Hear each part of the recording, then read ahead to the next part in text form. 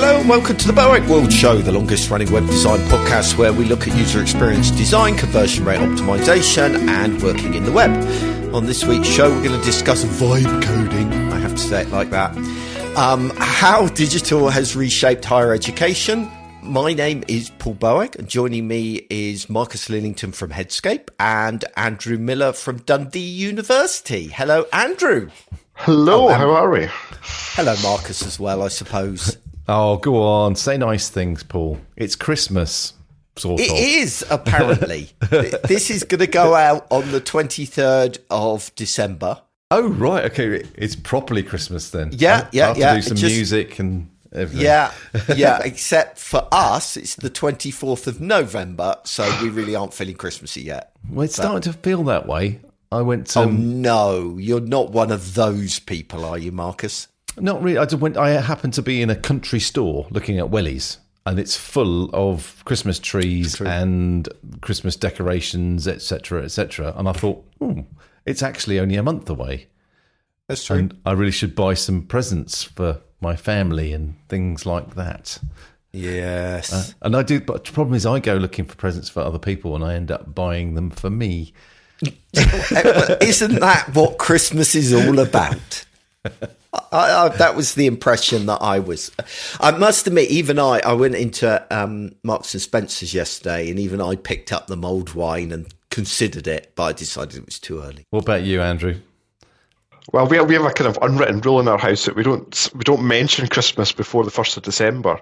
Yeah. Because I used to work in retail, so I used to get the Christmas carols and Christmas songs blasting out from bonfire night onwards. And by the time Christmas actually came, you were fed up of every single aspect of Christmas. So I could have put a blanket thing in to say, right, I'm not dealing with Christmas until my wife, I have to say, deals with it an awful lot earlier than I do. I just kind of pretend. Love it once it's here.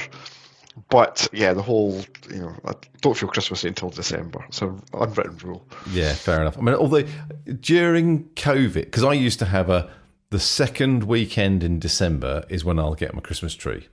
And I don't know, I just made that up 25, 30 years ago or whatever. And then when COVID happened, it was like, well, let's cheer ourselves up and have the Christmas tree up early. So I've kind of, it's not up now. My daughter's Christmas tree is up in her house already. But I'm thinking next weekend is the 29th and 30th of November. So I'm thinking I might go out on the 30th and buy it and leave it in the garden until the following weekend. I cannot be asked. This year is my perfect Christmas because for the first time, our daughter won't be with us for Christmas. She's off with her partner, and we haven't got either set of parents either. So I think me and Catherine are just going to sit on the couch and watch shit on TV and shovel Christmas food into our mouths, and that will be our Christmas day. And for me, that's perfect. No socialising, no Christmas decoration. No, we will put up some Christmas decorations. I don't know whether we'll do a whole tree. That feels like a little tiny tree. Just half a tree. No, we'll have a full-size tree, but we'll only decorate the top half, maybe. I don't know, something like that. Well, Michelle and I were the same last Christmas, just the two of us. No really, no kids, no nothing like that. And it was fantastic. We had things like crab for dinner, and and it was. You don't have to do the normal stuff. We went to the pub. We went to the pub on Christmas Day. It was. Oh, I like that idea. Yeah. We might have to do that. Yeah, it's not happening this year. Well, we might go, but we've got rallies around this year. So we used to have a tradition where. So my mum used to work on Christmas Day, and I used to work on Christmas Day. So before I was married, we'd all just get back together once we'd all finished our shifts and whatever else, and we'd just eat rubbish. The kind of the sausage rolls and everything. All the party food. Yeah, party food, typical Scots. Everything that can be deep fried was deep fried, and that was what we had. And then we had a proper Christmas on Boxing Day when all the you could then have your turkey and your trimmings and all that kind of stuff. But you just relaxed, watched all the rubbish that was on TV. Yeah. Back in the days when actually there was stuff worth watching on TV at Christmas. But that was what we used to do. I used to quite enjoy it. No stress, no problems, just because it's a lot of work. As a grown up, Christmas could be a lot of work if you let it. So It's quite nice to kind of chill out a little bit. I was going to talk about Christmas gifts and because we always used to do that, didn't we? Back in the day on the podcast, we'd always talk about the geeky Christmas gifts, but I've got nothing. Technology doesn't excite me like it used to. Am I just getting old? Is that what it is? That's quite interesting, Paul, because I kind of need a new phone. I cracked the screen on this one, and I got a cheapy replacement screen. Right. Because a new one is 300 quid. I know. Buy a new phone. Anyway, so it doesn't work quite as you'd want it. It's sort of when you scroll, things go dark, and sometimes you can't. And it doesn't. You tap it, it doesn't always work. And you have to hit the button on the side. So this is annoying me, as you can tell already. And it's got. I think it's sucking the power out of the phone as well. It's quite an old phone. It's a iPhone 13. You made a good purchase then with that. That was money well spent. Well, it was cracked and annoying anyway. So, but I thought, well, I'll get another year out of it at least. But it's like, oh, maybe I should treat myself to a new phone. Father Christmas is not going to be buying me a phone, but I'll be buying myself a phone. Yeah. But also, I was sat, and it was actually the dinner that you were meant to go to the other day, Paul. I was sat around it going, phones are a really disappointing new purchase. You think, new phone, shiny new phone. But basically, you end up replacing exactly what you've got. Yeah. In my case, putting a cover on it, so you can't really see that it's a new phone. And it's just this new thing that's cost you 1,000 quid. and it's for nothing. I felt differently when I was doing the traveling around the States, because normally when you upgraded the phone, you got a better camera, right? Yeah, that's true. For me, the better camera was the good bit. But yeah, there's nothing really too sexy at the moment that I want technology wise. It's all just dull and small incremental improvements. But anyway, that does bring me on to where I do get more excited, which is kind of technology still, but in like software and stuff like that. There's lots of cool software, but you don't buy software for Christmas, really, do you? Except games, I guess. Games count. Mm-hmm. But we do an app of the week every week. I tried to do a transition there, but that wasn't very smooth, was it? I tried to go from talking of sexy things, let's talk about software, but no, it didn't really work. Anyway, app of the week. So the one that I want to talk about this week is Bolt, which is a vibe coding platform. Even I've heard of Bolt. Have you? I have. That quite impresses me. So I've been playing with it quite a lot, actually, and kind of thinking about vibe coding and what I think about it and stuff like that. And it's really interesting. I'd like to talk to a developer properly about this as well, really. To my mind, there are kind of... I'd hate the term vibe coding for a start, because it's a terrible term and doesn't really mean anything. But there's kind of two types of vibe coding. There is the kind of pair programming that a developer would do, where the developer works with AI and is right in the weeds, and the AI is just writing the syntax and that kind of stuff, but the developer knows everything that's kind of going on. So that's a little bit like when we get AI to write copy for us. Okay, we can still read the copy, we can still understand it, we can still edit it, and that kind of thing. So that kind of stuff is typically a developer would use something like Cursor or a platform like that for that kind of pair programming. But then there is tools for non-developers, so people like me and you guys. You're not a developer, are you, Andrew? I can't remember what your background was. I am a developer back in the day. You are a developer? I am, yes. So have you played with anything like Cursor or stuff like that? I played with Bolt, and I played with ChatGPT and all this kind of stuff. It's good. I have mixed viewpoints on it. I'd be interested to hear what your thoughts are on it, and then you can come back to me on it. My attitude really is, with Bolt in particular, that Bolt is designed for people like me, not like people like you, right? So Bolt is really designed for people that don't know how to code. I mean, yes, I coded back in the day, but I couldn't claim to be a coder anymore. And so you're not really interacting with the code base in any way whatsoever, right? You can see it if you want to, and you can edit it if you want to, but there's no real reason to. And it'll handle everything like the database being published, and you can even host it and run it on their servers and all of that kind of stuff, which is a very different thing to something like Cursor, which is basically an IDE for developers, but has got AI baked into it as well. So I would say really a lot of the kind of tools that you get when it comes to these kinds of, hang on a minute. While you're looking for that, Paul, I think that there's another level here, because you, not wanting to big you up at all, Paul, obviously, No. but you know what you're talking about. You've developed websites and designed applications and all that kind of thing for 30 years. Though you are not a back-end coder, you understand what they do. So Yes. you are that person, whereas would somebody, I don't know, who is a marketer, who writes content but doesn't do design, doesn't do coding, has never built a website in their life, never built an app in their life, would they be able to use something like Bolt? Yeah, they could do, but they couldn't use something like Cursor. Yeah. Right?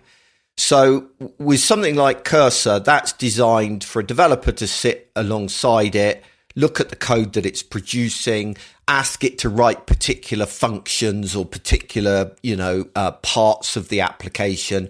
They're then checking it. They get it to the AI to debug maybe some code that they've written, right? So these are like proper developer tools. Something like Bolt and Lovable, I think, is another one that's very popular.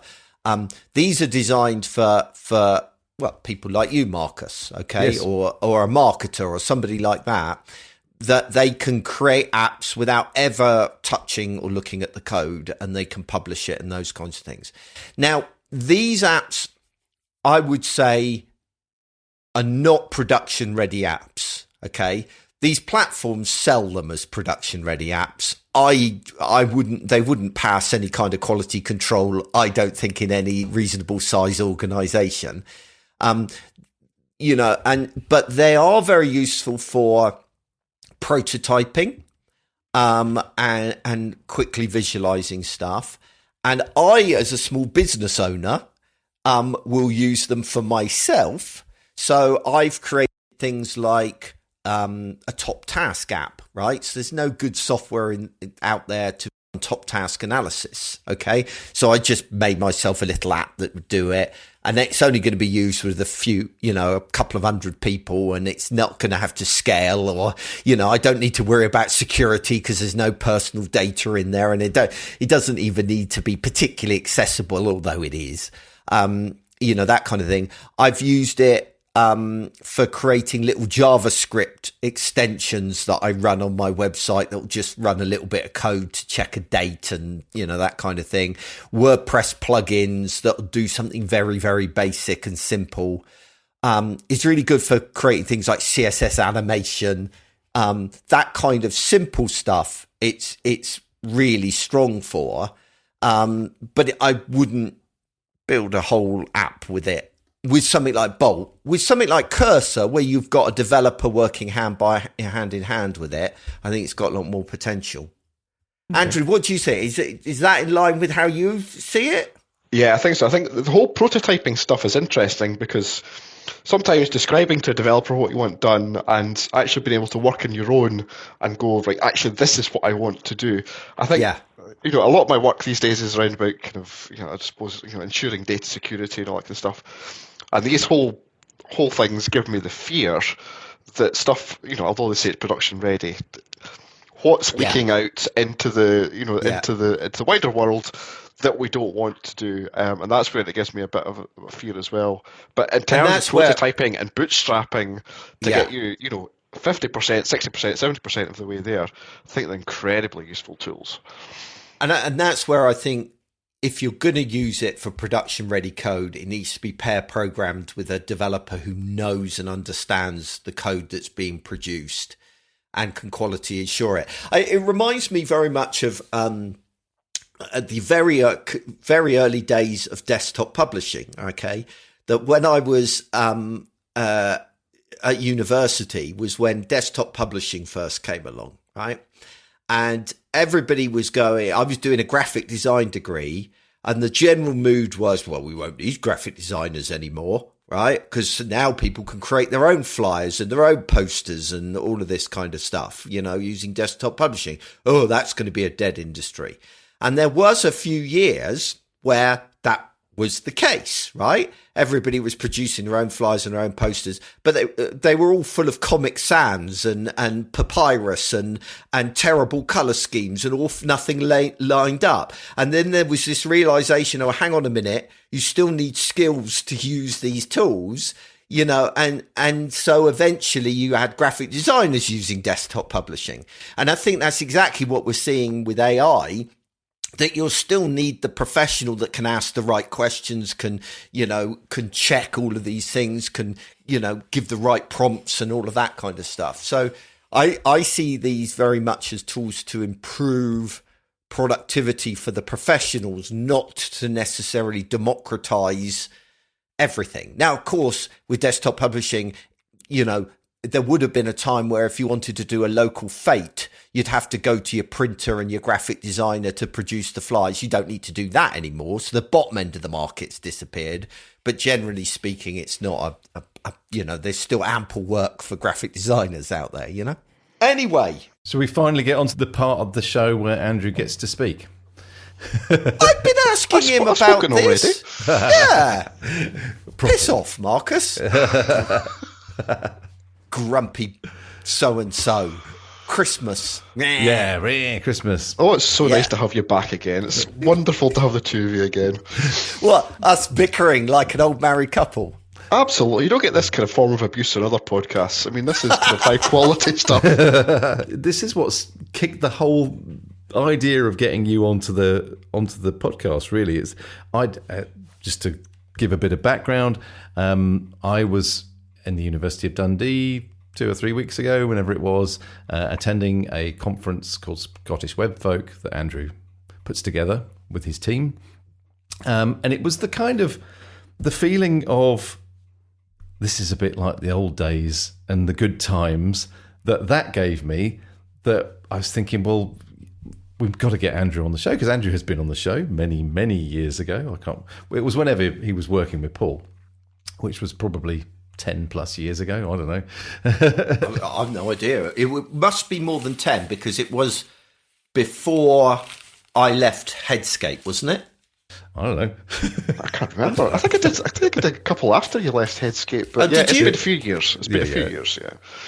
So anyway, I thought, well, let's get Andrew on to talk a little bit about those kind of things, but also to start off with giving you the opportunity to kind of relay what Andrew gave the keynote talk, or the intro talk.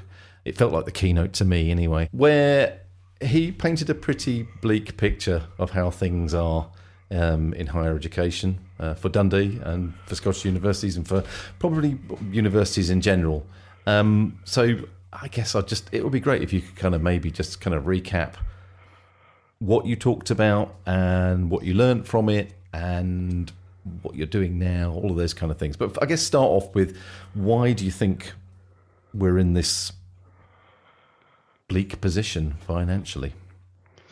Yeah, I mean, bleak financial pictures are not new things for universities. I mean, Fair. We've always claimed poverty. I mean, as Paul will particularly kind of attest, we've always claimed poverty. And to a certain extent, that's been true. Higher education has been kind of critically underfunded for at least the last decade, if not, the last 2 decades that I've been in it. And there's been these kind of problems. And I suppose universities have kind of two structural problems when it comes to the finances.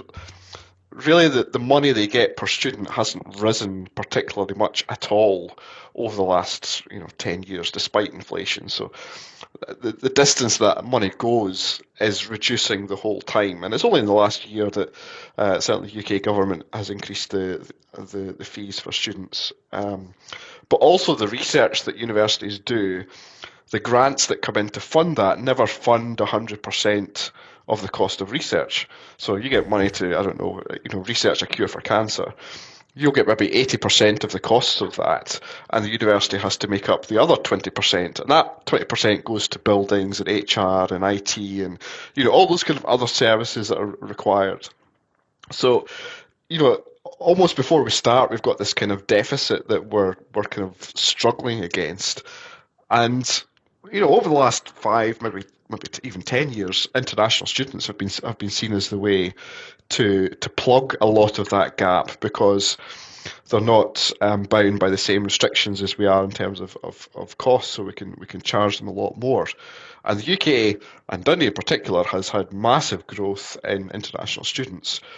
But that meant they were then cross-subsidising teaching for UK students, particularly Scottish students, and also cross-subsidising research. So almost have this kind of core structural deficit that's being funded by international students. And that's all fine until you get into this perfect storm where suddenly there's a whole pile of things that happen internationally, COVID, wars, all the kind of stuff that's happened elsewhere, and also pretty hostile rhetoric from the government in relation to international students. Suddenly, and then you got things like, we were particularly invested in Nigeria. The economy in Nigeria kind of fell apart almost overnight. The currency devalued, so that you then have this massive black hole that is then not being plugged by other finances, other places where it's coming in. So Scotland's slightly different. Scottish students get free tuition, but that money has to come from the Scottish government rather than coming from other places.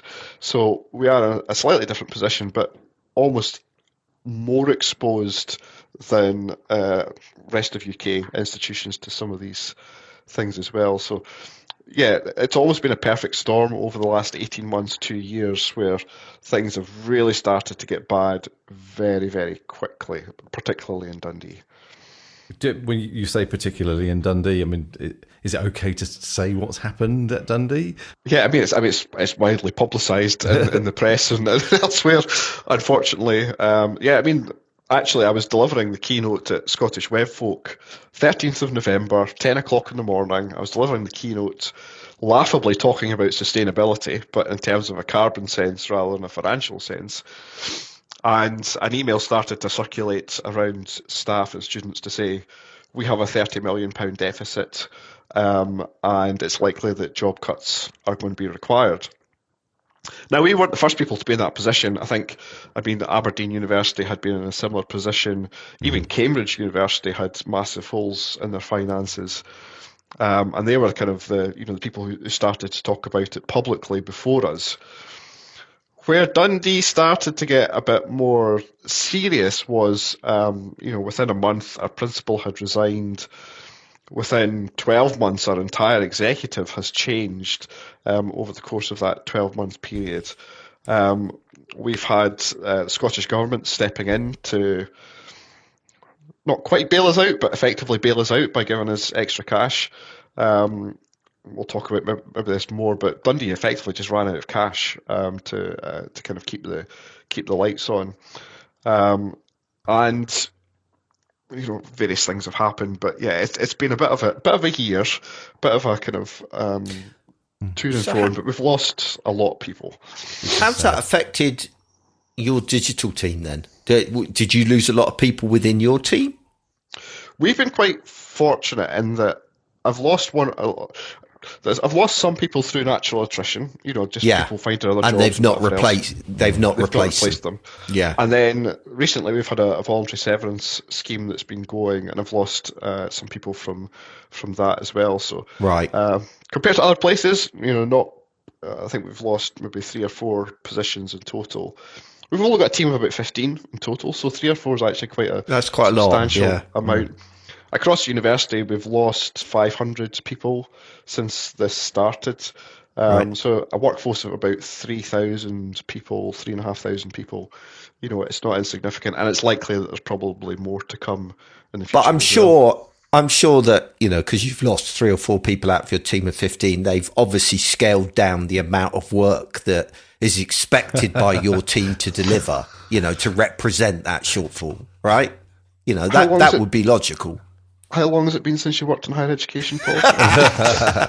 Slightly out of touch. I think, to be fair, it's strange because when all this stuff hits, and we'll talk about the kind of crisis we went through, everything was getting cut right, left, and centre. Budgets were getting cut, and naturally activities were being cut because those budgets were being cut. So we had this kind of natural deceleration of stuff that was coming in. Yeah. But also, again, we'll maybe talk about this as well, an awful lot of new stuff coming in that was being seen as the way to save things, and that wasn't always helpful. So although one bit was coming down, other stuff was going up as well, and it wasn't always easy to see what the priority was. One of the things I wanted to talk to you about is the fact that you worked with Paul, we determined many, many years ago, and on a digital transformation piece, if I remember correctly, and setting up your team. And one of the things that Paul's been talking about this year a lot, which is this idea of getting particularly internal digital teams, to effectively be the kind of custodians of digital, and not be the team that people shout at, I need this new website, make it for me now because I'm some important academic. I just wonder how is that the case for you guys? Are you kind of helping other teams with UX and with digital, or are you still being the team that people go kind of run to for everything? I think probably a bit of both in reality. I think, compared to where we were 10 years ago when we started the initial transformation piece, we were very much the web monkeys, the people that got the service department, the service department, and we very effectively transformed that to becoming the kind of experts in this particular area. We reduced the number of people who were working on the corporate website from 350 odds down to about 20. So we managed to get an awful lot of stuff coming through centrally to us, without a huge amount of impact on the business, to be honest. We managed to kind of do that quite effectively. I think we're at a kind of interesting point where people are crying out for more stuff, wanting to do more stuff, and we'll talk about flinging spaghetti at the wall, and all that kind of those kind of analogies. We're almost kind of seeing pressure to go back to a more devolved model. I'm not necessarily sure it's the right thing for us, because where we were 10 years ago was a result of everybody doing everything.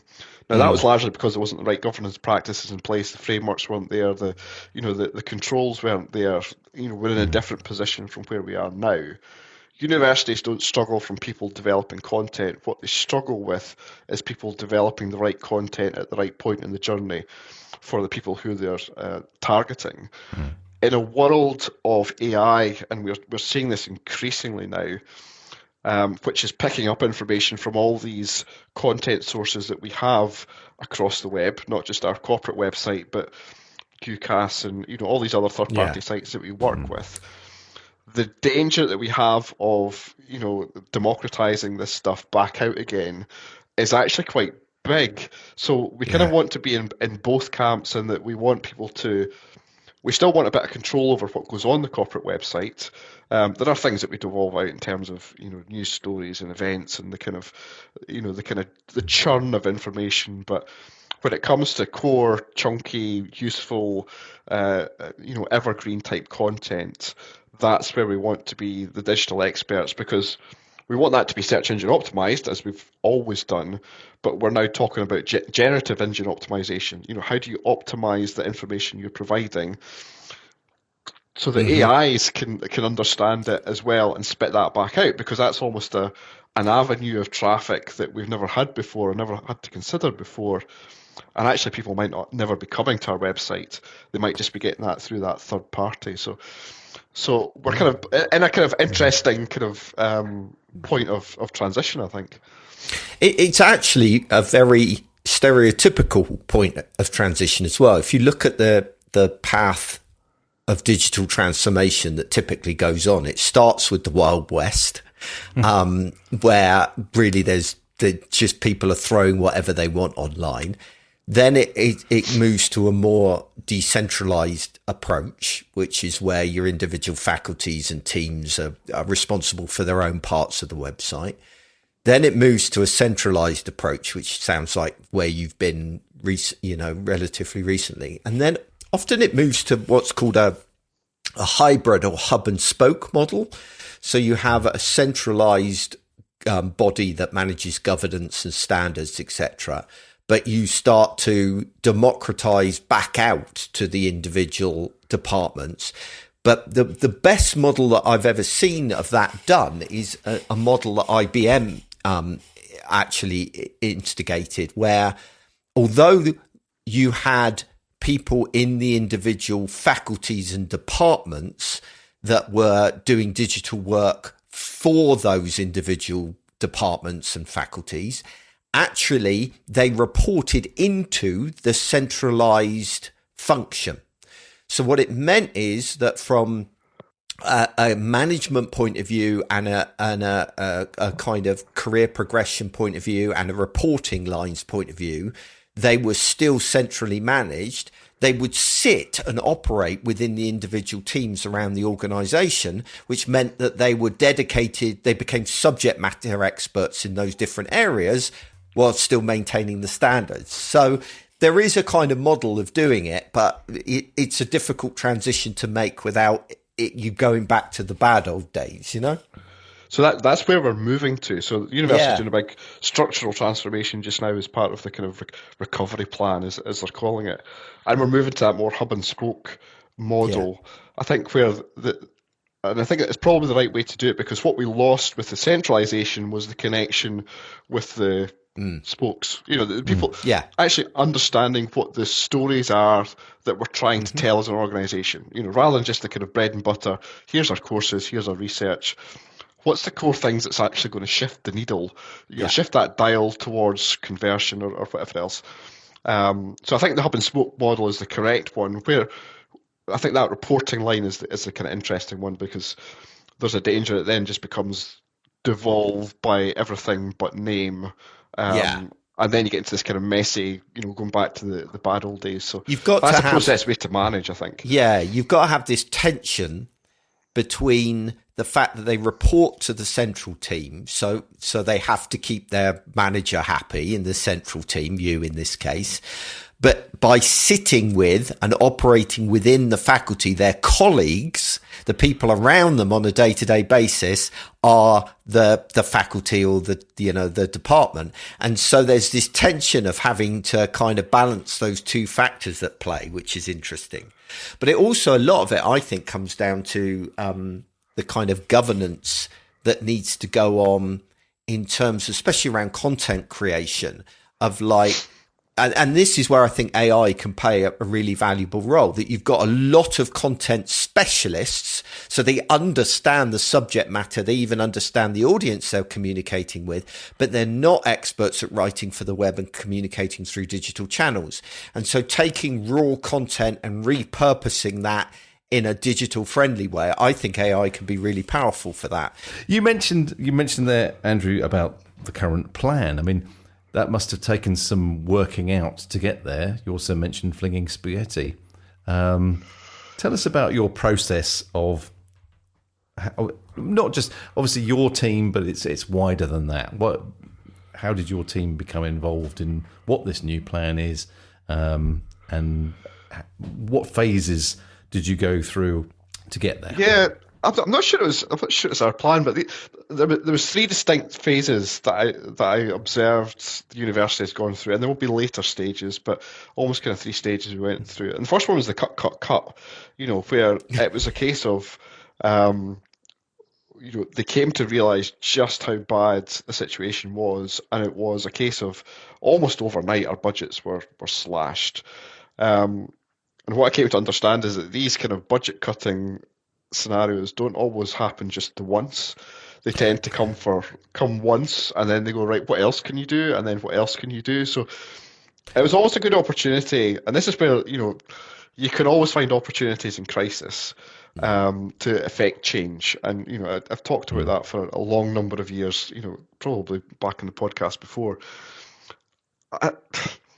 The ability to be able to go, right, what is absolutely critical to keep us keeping the lights on?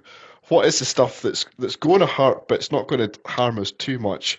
And what's the kind of low-hanging fruit? What's the easy stuff to get rid of? And that's a good time for us to go, do you know what? This stuff that's hanging around here gets used very little. Only one or two people use it or whatever else. Let's get rid of it, rather than wasting resource on it. So that first kind of cut phase is hard, and it's difficult, and it's, in quite a short space of time, to be honest. But it allows you to get rid of a whole load of stuff. The difficulty with that phase that we found was that there's not an awful lot of people who are open to change at that point. So they're not open to new ways of working. They're not open to introducing new technology. They're not interested in new processes or anything like that. They just want the existing stuff cut. So in terms of affecting change, there's not much you can do at that particular part in the crisis, other than just have that kind of different levels of strategy. And then we moved into what I've kind of called the Great Spaghetti Flying Contest. And this is the point where everybody in the institution is an expert on how to solve the problem, and everybody has an idea. The next silver bullet that's going to solve the financial crisis, and if we just did this, this, and this, then that's going to be the way to get out of it. And you hear phrases like, "We should at least try it," and "Isn't it good to test ideas?" And the difficulty with that is that's the phrases that we've been using with them over the past 5-10 years. The idea about just try it, let's see what happens, let's test it, let's get some data in, all this kind of stuff.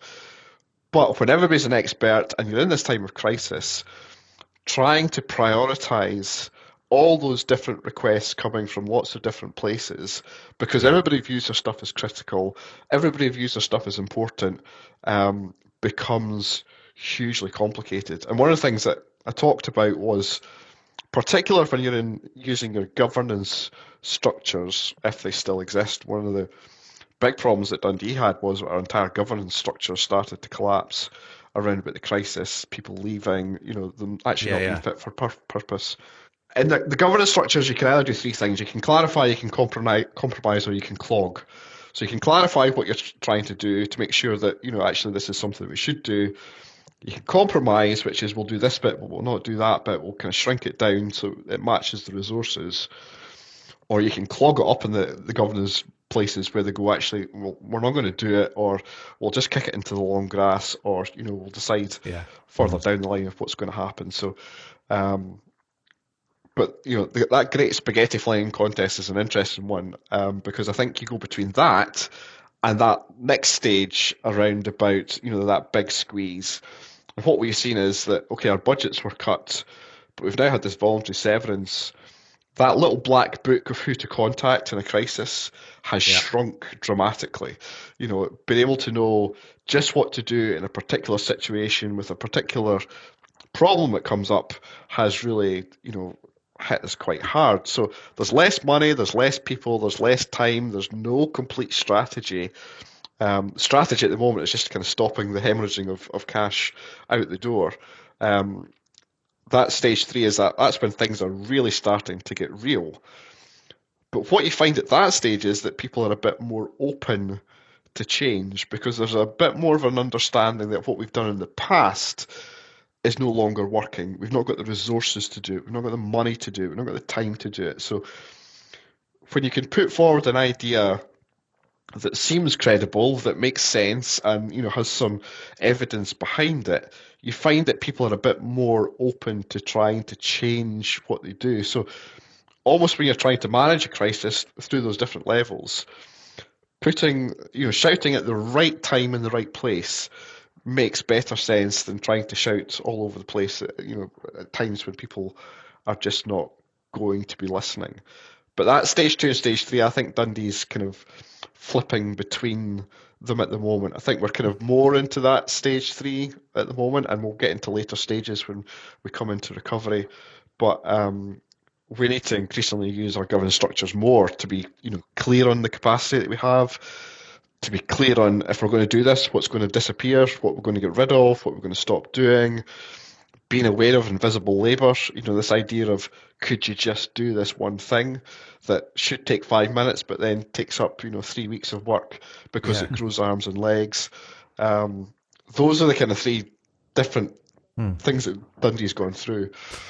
I'm really interested by the spaghetti stage because in my experience, almost all digital teams, even those that aren't in a crisis mode, always have more requests for things to do than they've got the capabilities to do, right? And I imagine that was just on steroids during the spaghetti time. So how do you decide what of those you do, what gets clogged and just, shoved off, what gets compromised, what gets clarified, all of that kind of stuff, which, by the way, I really like that way of thinking about it. And how do you prioritize those into some kind of backlog? I mean, and do you have the authority to do that? And if not, who are you escalating it to? Yeah, it's a very good question because at one point, I mean, we laughed about this at the time, but heading towards summer graduation, we were all starting to eye each other up to see if we would fit the robes required for the graduation ceremony because all the kind of senior people were starting to disappear. It's like, who's going to be left, which grown-up's going to be left to do this, that, and the next thing. So almost, there was nobody to make that decision at a higher level.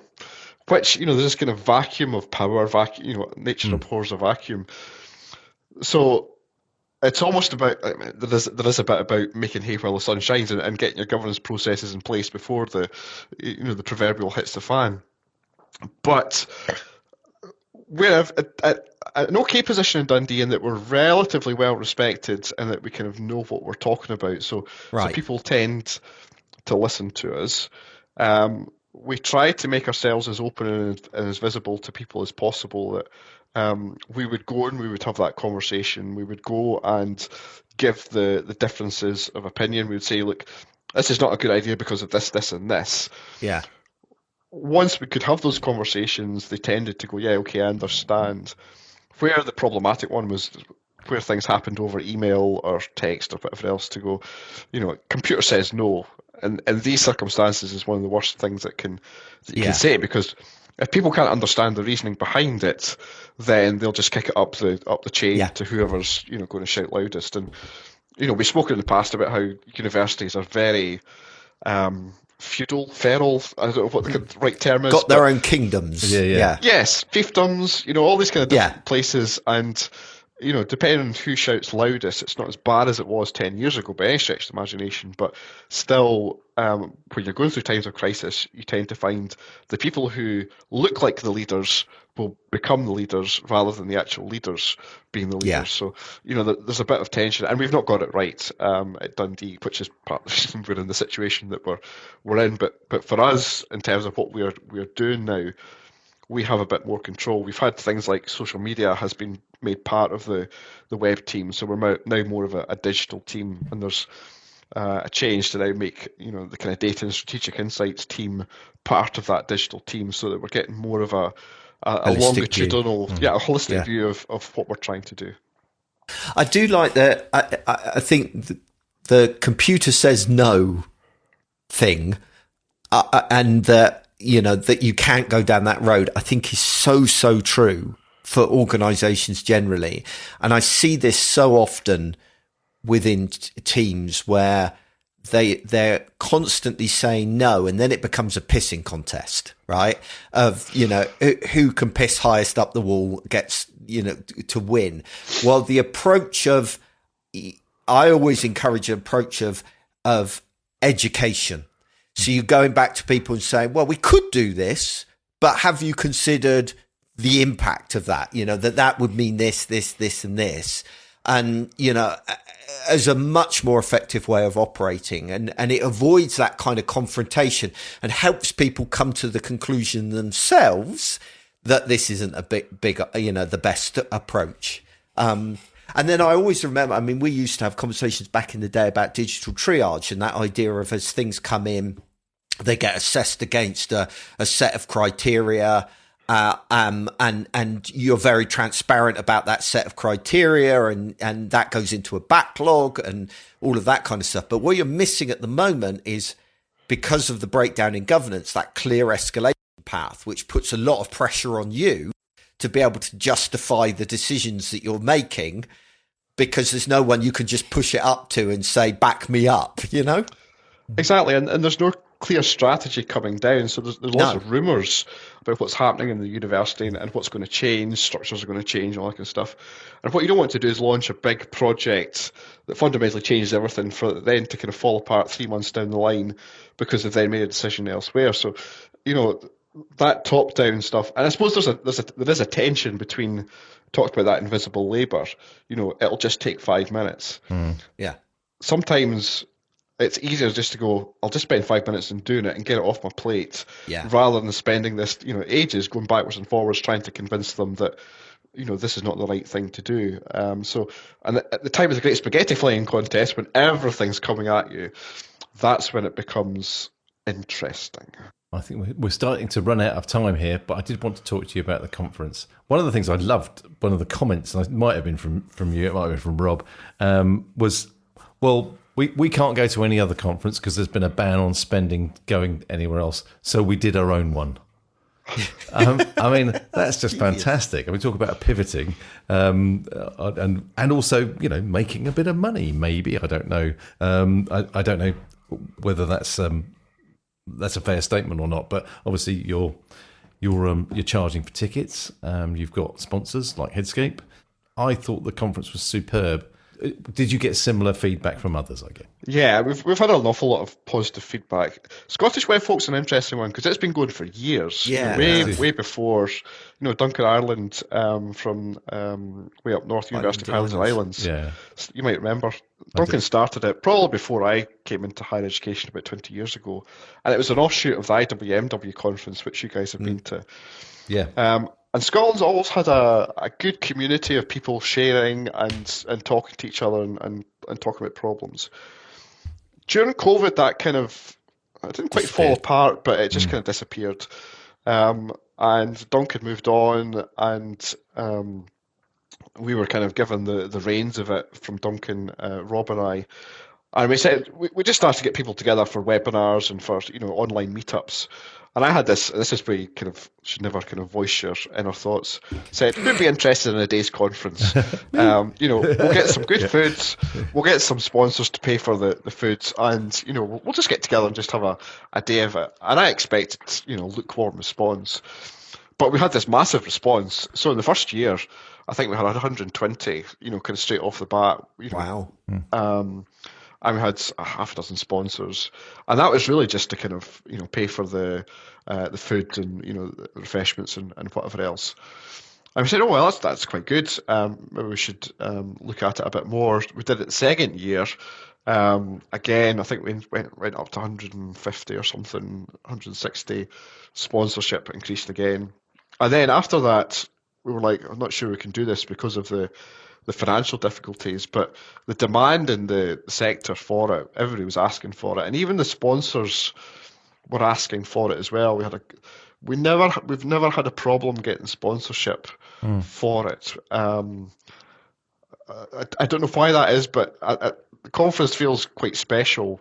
I mean, it feels special to me because one of the organisers and one of the founders of it, but I think because community is so core to it, and we see the sponsors as part of that core community as much as we see the delegate, the other higher education people. It tries to be a bit of a kind of knowledge sharing thing rather than a pitching session. I mean, we have these rules that you're not allowed to pitch when you do your sessions. We allow them 30 seconds to pitch their wares, during the conference, but otherwise it's a kind of knowledge exchange thing, and it's as much suppliers telling us what's new and hot and what's coming up and their kind of thoughts on things, and also higher education people talking about the problems, how they've overcome things, and the classic IWMW stuff. It's not anything particularly new, but yeah, all the feedback's been fantastic for it. It's been amazing. I think it's a smart thing to do. It's interesting. I've been talking about this with Oxford University. I'm working with them at the moment, and it's a smart thing to do anyway from your perspective, because it builds your credibility internally within the organization, because you're hosting this event. There are all these other institutions from all over Scotland coming and learning from you, is the perception. I know you're learning from one another, but and so all of that helps to give you some internal authority as well. So actually doing this kind of community building is really worthwhile. And I think higher education does this excellently in a way that I have never seen in any other sector. There is this very natural sharing of ideas and inspiration, despite the fact that you're in competition with one another, especially increasingly today. And that is something very special. And I think that's what attracts sponsors, is that there is a community there, and there is a group of people that will talk to one another. So we know as external people, if we get in with one of you and we do a good job, we get passed around. So it's it's kind of works for us as well, Yeah, I mean, with Headscape, it was because times are tough for us as well, and with lots of other agencies I know as well. So it's the days of taking the entire team to Austin in Texas every year are very, very long gone. But so it's like, well, we need to be doing something. So we're focusing on marketing. Oh, should we be part of this? Because I know that there's not a lot of money in HE at the moment. So I should be, in my kind of 2 + 2 = 5 kind of way of doing things. I therefore shouldn't be investing in that. We did, and it was a great thing to do. But my original question to you was, did you get any similar thinking from other potential suppliers? But it seems that's not the way, that people recognise that being part of this community is worth a lot. And I just needed reminding of that, I think. Yeah, typical Scotsman, always plead poverty in these circumstances. But there's a huge amount of money in higher education. Let's not kid ourselves. We're talking billions now. Is it always being spent in the right places? That's where you can argue about these things. Yeah.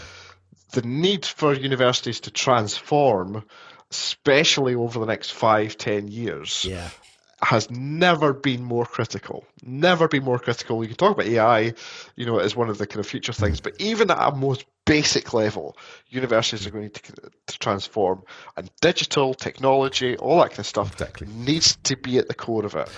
And whether you're talking about the front-facing corporate website, or whether you're talking about internal systems, and more of these things need to connect with each other. So I think, the ability for suppliers to get in early to have those conversations and start to lead that conversation, particularly in some of these conferences that we have, it will pay dividends in the future. I'm a marketer at heart, I suppose, but it'll pay dividends in the future if you can get in at that point. Absolutely. I think there's a huge value as well from just becoming.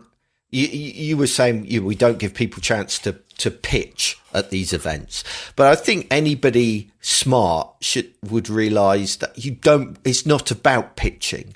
It's about becoming embedded in the community, becoming well known, becoming respected, becoming liked, giving value and giving back to that community. And I work with agencies and freelancers quite a lot these days, and they're always going, we're supposed to specialize, right? And so they go, I'm going to specialize in WordPress sites, or I'm going to specialize in, Drupal solutions or whatever. And I always say to them, don't do that. Specialize in a sector. specialize in charity, specialize in higher education, specialize in a group of people so you become known and liked and respected within that community. And we stumbled into that with higher education because, I remember back in the day, we worked, first of all, for the University of Portsmouth, and I really enjoyed that project. And I remember saying to Simon, who was the client there, would love to do more of this kind of stuff. How do we get to know the sector and understand it? And he was then said, well, it's not really anything really. I'm on the mailing list called the IWMW mailing list. And so I begged Brian to join that. And I just learnt about the sector and that was it. And I kind of helped where I could and it kind of went from there. And so there is a huge value to community, I guess, is what I'm saying, and not to think all the time in terms of, if we invest this money, we will get this money back, that kind of short-term thinking, but rather in that kind of relationship building, long-term thinking, I guess. So what are the plans for next year?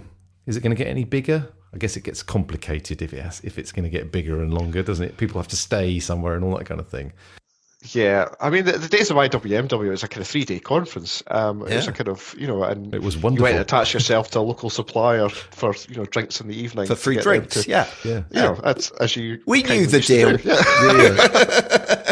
Yeah. I think with Scottish Web Folk, I don't think we're quite at capacity, quite at the maximum number yet, but I think there's a sweet spot between continually growing it and still keeping that kind of community aspect, because as much as we want the knowledge sharing sessions, we almost want the networking. And we go down to Duke's, local pub afterwards, and we have that kind of traditional, everybody gets together and talks, and that's probably where you make as many of your connections as you do in some of the sessions.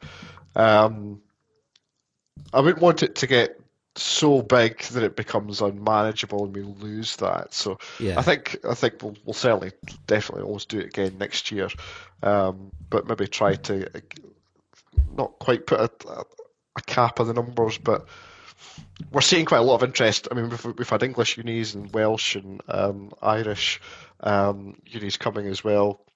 Somebody said about that photo, I don't know if it was you, Marcus, somebody said about that photograph you just put up, that it looked like when the BBC resurrects an old sitcom and all the stars are just a bit an older, greyer, fatter. Do you know, I was thinking exactly the same thing, because of course I haven't seen these people to the listeners. I'm showing a picture from the pub at the afterwards, and it's like, it was great. There's some people that, Neil Allison there, I've not seen him for years.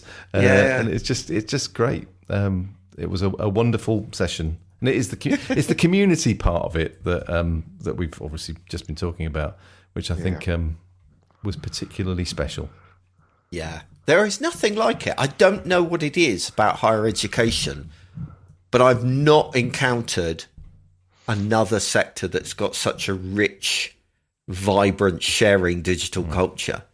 Even like, you'd think something like the charity sector might have that, but it doesn't to the same degree. It's really weird. Anyway. Yeah. And I think people like Brian and Claire and Duncan and Scottish Web Folk, those kind of trailblazers way back at the start, have really kept stuff going over the years. It needs somebody to kind of take that and run with it. I think Scotland especially has had quite a close-knit community, primarily because of Duncan and just keeping it going over the years, even with changing people. But yeah, it's a fantastic community to be part of. It's amazing. Well, I'm pleased that you came along to tell us all about it. It was great, and I want to go. And I'm going to go next year. And now you've made me want to go as well. See.